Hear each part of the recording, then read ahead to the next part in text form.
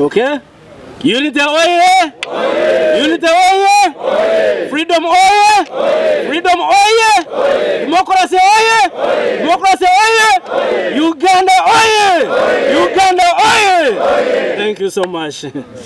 Now let's welcome the Honorable Winnie Chiza to read the statement.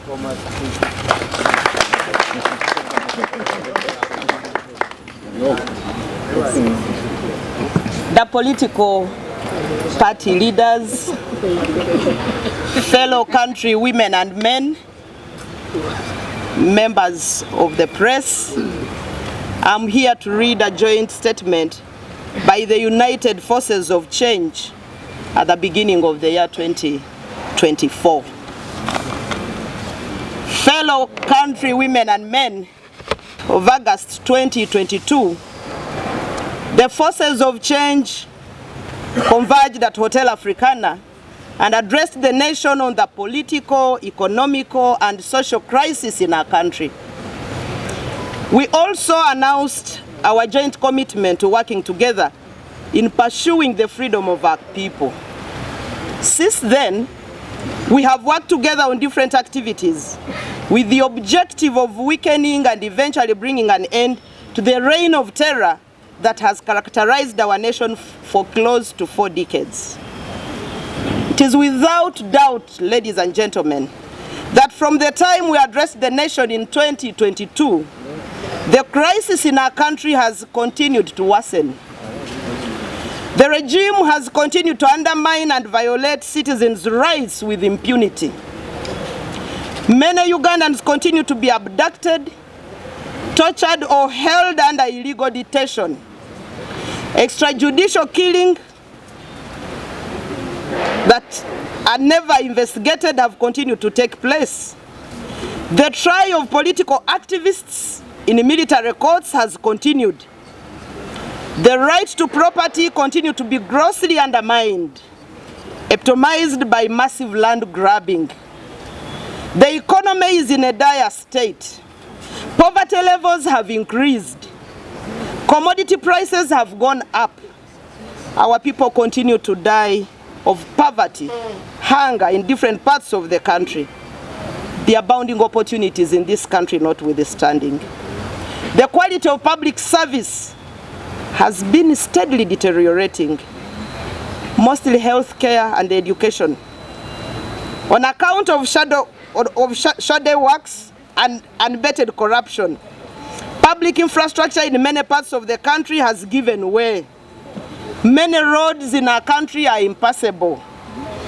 While this is happening, General Museveni, his family and a few cronies continue to live large at the expense of the taxpayers.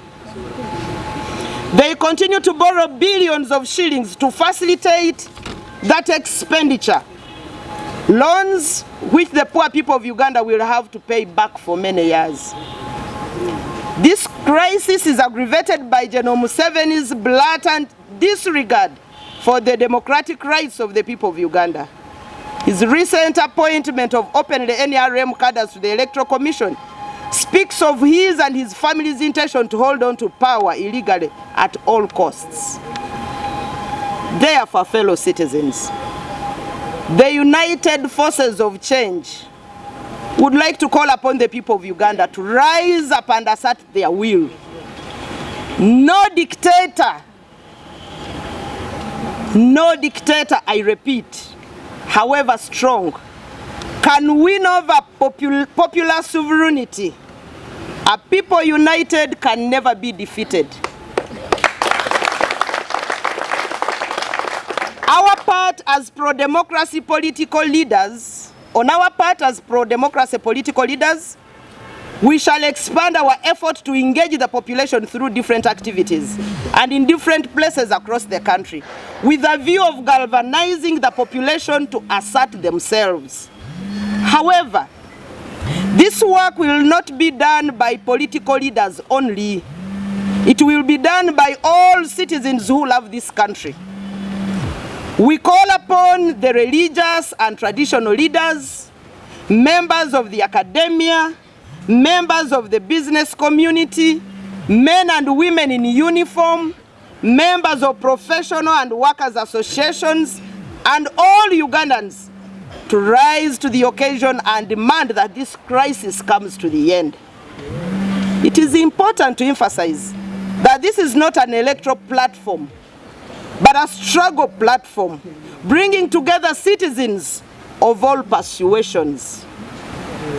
We shall announce the specific activities from time to time, beginning with this Thursday. This Thursday, we would like to announce to the public that you are all aware of the dire situation we are in terms of infrastructure. Everywhere you go in the city, our roads are impassable. We have potholes that can qualify to be lakes. We can even do fishing in our roads.